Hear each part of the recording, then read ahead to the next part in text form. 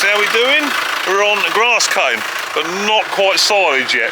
Well, we kind of are, but we are testing today. We've knocked down, I don't know, 3-4 acres just as test to make sure everything's working as it should. I am on the reach mower, as they are known,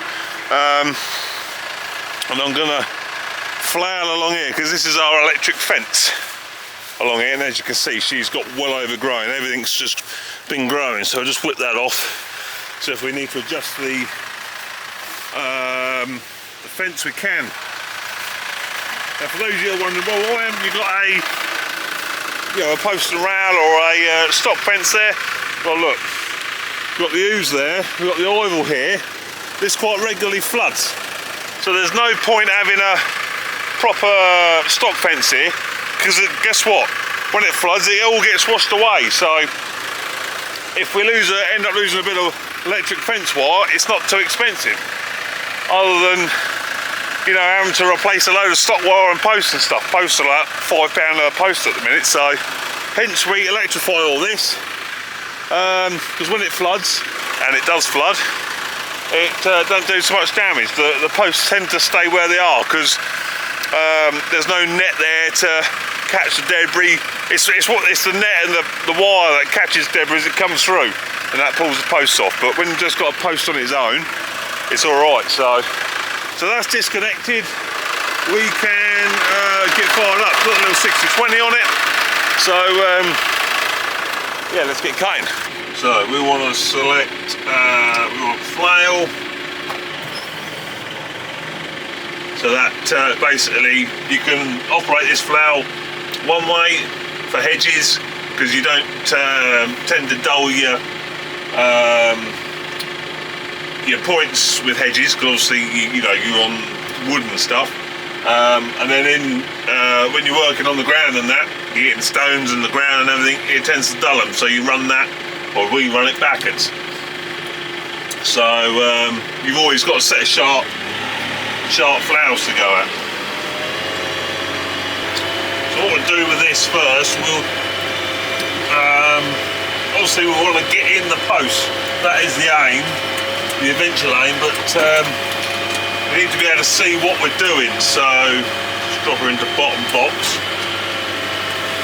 So we need to flail like the nettles, this side. We need to do one pass outside the post so we can see what we're doing. Obviously you don't really want to, you'd possibly normally spray this sort of situation, but we can't. We've got the river there, haven't we? So it's far better to flail it. And it's a time-consuming job, but it's got to be done. The good thing is that because it's electric fence, the posts are quite well spread apart.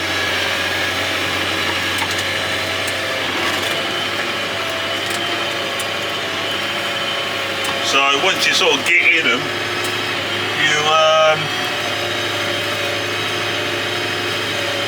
you're not constantly in and out, but there's still, I don't know, there's 100 posts up here, something like that.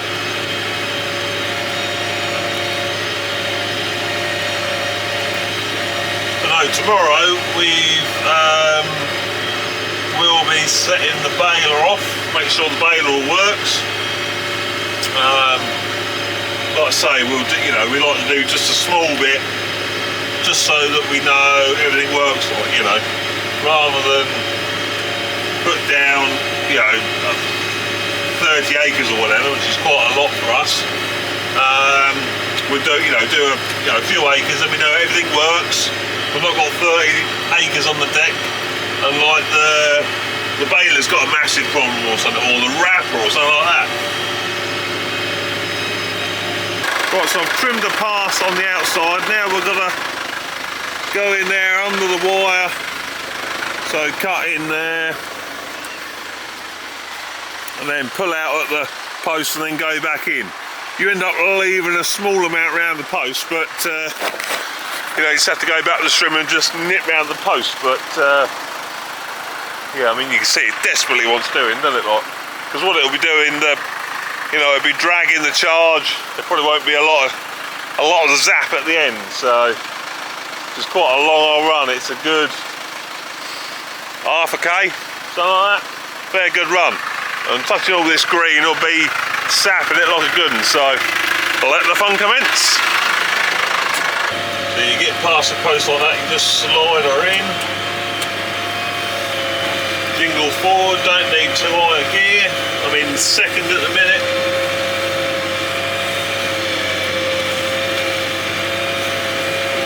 And just jingle along like that. Coming up to the next post.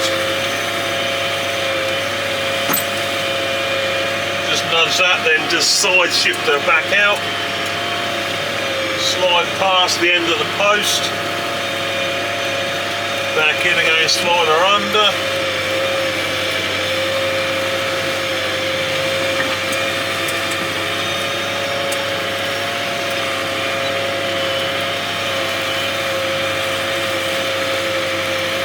I say it's a bit time consuming, but when you compare it to the alternative, i.e. strimming it all, it's quite quick, isn't it?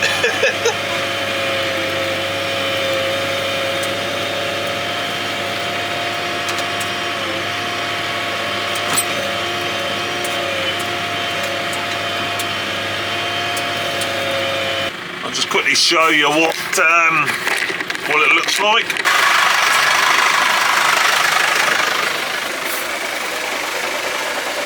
There you go. So it's just on rundown at the minute. It is all off. So you see how good that is. Sometimes I do actually then put the head over the other side of the fence and just do another swipe that side, so you just you know, you're keeping the blooming nettles at bay for longer, sort of thing. But yeah, you see what I say about the post.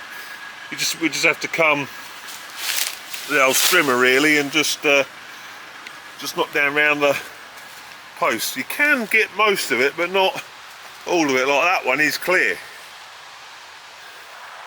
But yeah, so anyway, we will crack on and get this job done. It's one of them sort of jobs that not the most important job in the world, but save a lot of hassle later on. It's like the cows end up pushing through it and getting in the river. That then makes this a really important job, doesn't it, to prevent that, if you see what I mean. So that is this stretch all done. Like I say, it's a long stretch, goes up to them trees just up there and all the way yeah, to the tall trees at the end of my finger. So it's a long old way, and didn't catch the wire. I've lifted it off some of the insulators, there's no bother to put back on, but like I say, just need to nip along with the old strimmer, just tie that around the post. But yeah, like I say, it's one of them jobs that can save a lot of time. Like I say, you can imagine cows think, oh, I don't want to go back there down to the farm for a drink, cross through the electric fence, get into the shallows there, the corner of the river, get stuck, then you've got to try and get the cow out. As happened, and it's something you want to try and avoid. So yeah, this will last for, well, good few weeks, months maybe. All depends how much rain we get and how much sun we get and how much it grows, doesn't it? So yeah, it's the last one to go back on, like so. That is in. So this is the little field we've mown today. Just what is it? 4 acres, something like that. Just so, like I say, we can then get everything.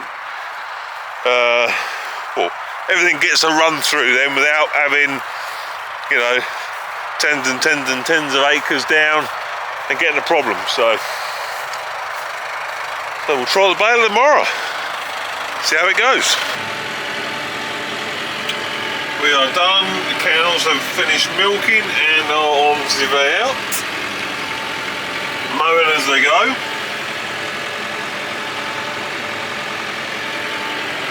Now, the one going to play chicken.